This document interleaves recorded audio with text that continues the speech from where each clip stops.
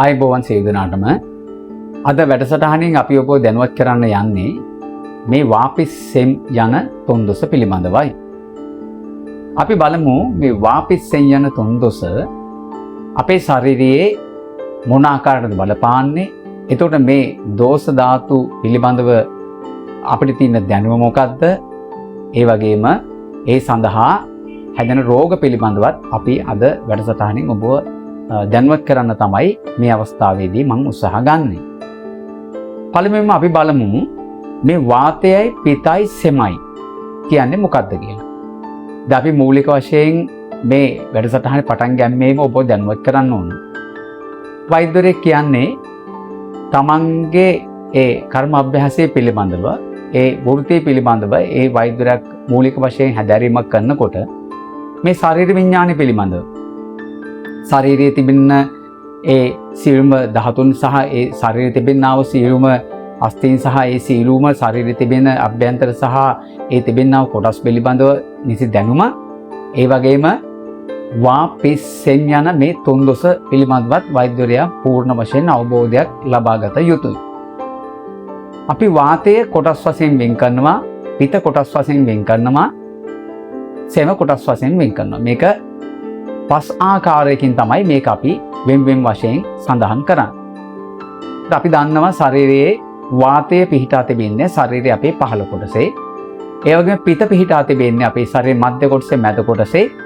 සෙම ධාතුව අපේ ශරීරයේ පිහිටා තිබෙන්නේ අපේ බෙල්ලෙන් උඩ කොටසේ. නමුත් මේක සමස්තයක් වශයෙන් ගත් විට වාතයේ ශරීරය පුරාම විහිදී තිබෙනවා. ඒ වගේම පිතත් සෙමත් කියන කොටස් දෙක මේ මධ්‍ය කොටස සහ ඉස කොටසේ තමයි පිහිටා තිබෙන්නේ. වෛද්‍යවරයෙක් විශේෂයෙන්ම රෝග පරීක්ෂණයකදී අපි රෝගී පරීක්ෂා කරන අවස්ථාවේදී දර්ශනීය ස්පර්ශයේ ප්‍රශ්න කිරීම කියන මේ කාරණා තුනත් එක ගන්නකොට නාඩි මුත්‍ර මල දිව මුඛේ නේත්‍ර ශබ්ද දෘෂ්ටි කියන මේ අටකෝණත් එක ගන්නකොට අපි රෝගී පරීක්ෂා කිරීමේදී විශේෂයෙන්ම ඒ රෝගයට සාපේක්ෂව ඒ හැදෙලා තියෙන රෝගය හැදුනට පස්සේ මොන ධාතුවද කිපිලා තියෙන්නේ කියලා විශේෂයෙන්ම ඒ වෛද්‍යරයා ඒ ගැන අවබෝධයක් ලබා ගත යුතුයි. අපි දන්නවා දැන් අපි කියන්න මෙහෙම නේද, අපිට දැන් අපිට හැදුනා හිසේ රදයක්.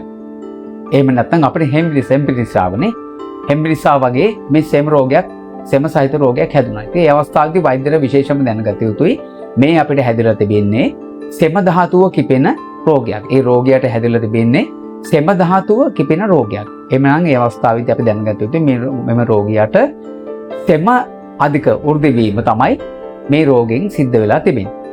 එතකොට අපිට බඩේ ඇතුලේ පිත මුල් කරගෙන විශේෂයෙන්ම අපිට ආමාශයේ යම් රෝගකාරක තත්ත්වවල ඇති වෙන්න පුළුවන්.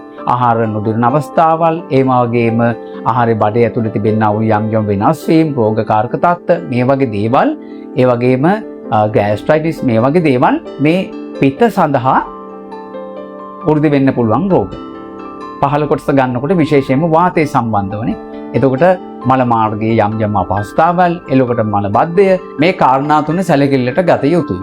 දැන් අපි ළඟට රෝගී පැමිණුණාට පසු අපි මූලික වශයෙන්ම මේ රෝගියාට වැළඳී තිබෙන රෝගය මොකක්ද? එතකොට ඒ අවස්ථාවේදී ඒ වැළඳිච්ච රෝගය සඳහා ශරීරයේ බලපවත්වන වෙනස් වෙලා තියෙන ඒ වාතයේද පිතද සෙමද කියන එක විශේෂයෙන්ම අපි දැනුවත් විය යුතුයි. ඒ අනුව තමයි එම රෝගියාට අවශ්‍ය කරන ප්‍රතිකාර යෙදිය යුත්තේ.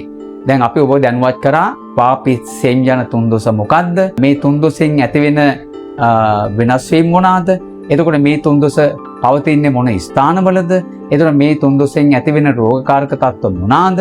සහ මේකට ඖෂධ නියම කිරීමේදී සහ ප්‍රතිකාර කිරීමේදී වෛද්‍යරයා දැනුවත් විය යුත්තේ මොකක්ද කියන මොන ආකාරයකද කියලා මම ඔබව දැනුවත් කරා. ඉතින් මම හිතන්නේ අද දවසේ වැඩසටහනින් ඔබ දැන් ගොඩක් දැනුවත් ඇති මේ වාපිස් සෙම් යන තුන්දොස මොකක්ද, ඒ සම්බන්ධව අපි ඉදිරියේදී කළ යුත්තේ මොකක්ද කියලා ඔබ මත යන දැනුවත් ඇති. ඉතින් මම හිතනවා මේ වැඩසටහනින් ඔබ යම් දෙයක් ඔබගේ දැනුමට එකතු කරගනී කියලා අපේ වැඩසටහනින් ඔබ දැන් අපි වැඩසටහන් කීපයක් ඔබ දැනුවත් කිරීම කරා මේ වෛද්‍ය වෘත්තිය පිළිබඳව. නමුත් මේ හැම දෙයක්ම කරන්නේ වගකීමෙන්. මොකද මම වෛද්‍යවරයෙක් හැටියට ඔබ දැනුවත් කරන්නේ මගේ දැනුම් සම්භාරයත් එක්ක ගන්නකොට මම අපේ වෛද්‍ය ශාස්ත්‍රයේ මූල ධර්මත් එක්ක ඒ වගේම ශරීර විඥානය පිළිබඳව ඒ වගේම අපේ ඒ තියෙන මූල ධර්මත් එක්ක තමයි අපේ මේ වැඩසටහන් කරගෙන යන්නේ. ඉතින් ඒ නිසා මම හිතනවා අද වැඩසටහනිත් ඔබ දැනුවත් ඇති. තවත් ඉතින් ඔබට මේ වගේ ඉතාමත්ම වැදගත් ඒ වගේම ඔබව දැනුවත් කරන වැඩසටහන් ඉස්සරහට කරන්න බලාපොරොත්තු වෙමින් අද දිනේදී ඔබගෙන් සමුගන්නව සියලු දෙනාටම තෙරුවන් සරණයි.